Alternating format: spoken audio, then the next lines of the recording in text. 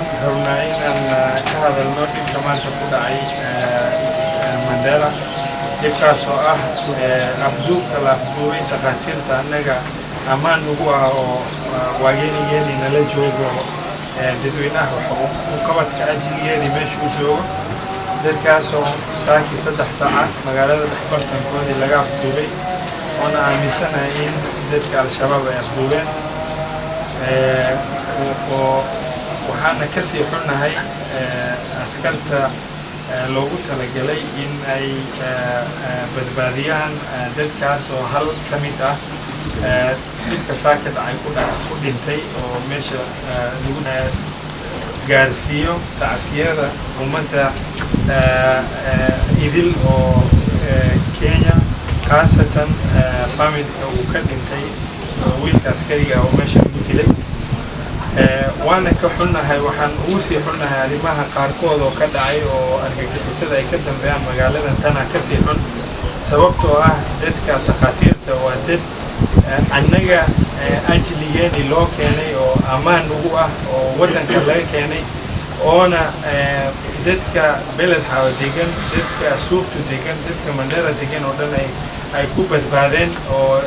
shaqaday hayaan shaqada shicibka oo dhan ay moogtahay aad iyo aad ay ugu faraxsan yihiin ay ugu joogaan daryeelka ummaddan iyo caafimaadka ummaddan sida ugu ballaaran oo ummadda Mandera magaalada degan keliya aheen oo ummadda suuftu degan iyo kuwa beled xaawo degan bay ku jiraan waxaana rabnaa in annaga ummad ahaan aan wax allaaloon qaban karno oo dadkaan ku badbaadin karno aan leenahay insha allahu tacaala weelka ilaahay ka sog inaan waxba u reeban doonin habkan ku badbaadin lahayn dadkaas waxayna naga tahay moogtahay arrin aan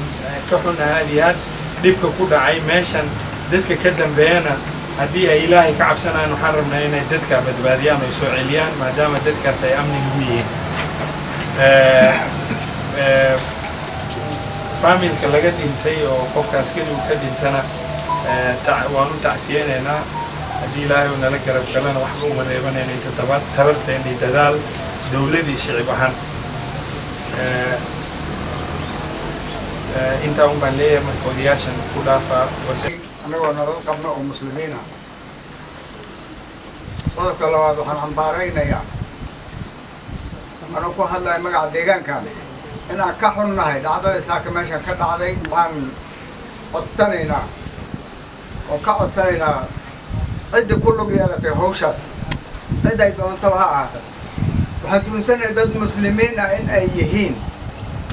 waxaan ka codsanaynaa nimankaas dhakhaatiirta oo qof walba caawinayay oo kuwa hadda la tegay laftooda hadday u tagaan caawin lahaa daaweyn lahaa ayagoo cidna yaa tahay dhahayn waxaan codsanaynaa raggaas in la soo nabad celiyo oo ayagoo bad qaba meeshii laga waday la keena ta saddexaad waxaan u tacsiyeynaynaa oo aan u tacsiyeynayaa qoyskii laga baxay dhibka gaaray walaalaha oo dhib ay geysan ay jirin oo keligood dhibka gaaray waa u tacsiyeynaynaa samriga imaan allaha siiyo wabillahi dhacdada saaki ka dhacday meeshan Mandera oo lagu afduubtay takhaatiirta nin askari ahna lagu dilay aan aad iyo aad ugu xunnahay sida daradeed annaga taktar xuduud ma laha wax alla wixii uu arka oo ama soo dhaawacma ama qalliin u baahan ama jirro ay qabto oo dhan as daaweyna sida daradeed waxaan ka xunnahay takhaatiirta saaki la afduubtay oo laga afduubtay magaalada Mandera dhexdeeda sababta oo taktar annaga ammaan noo oo reer Mandera ammaan u oo Soomaalida ammaan u oo Kenya ay soo bariday dibadda ka soo bariday in dadkeeda uu daaweeya ayaa saakay afduubtay arrintaas ayada aad iyo aad u xunnahay haddii aan nahay dadka reer Mandera taktar oo wixii jirin oo dhan lagu raystay oo operation nooc walba soo bilaya saakay laga afduubtay magaalada Mandera dhexdeeda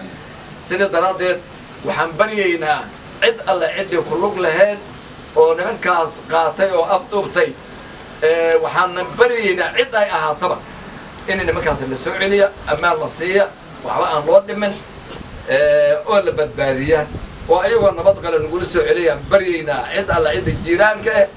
ama meel ay joogaanba oo nimankaas afduubtay oo gacanta ku haya waa naga codsi nimankaas oon dembi lahayn oo nin walba u kaalmaynayay rag iyo haween jiraan Ethiopia iyo Soomaaliya maxay ahayd kaalmaynayay operationka u imaaday oo dadka daaweynayo lagu reystay in annan alla ninkii gacanta ku haya cid haysa ama afduubatay in noo soo celiyaan rabnaa ayuu bad qaba oo nabad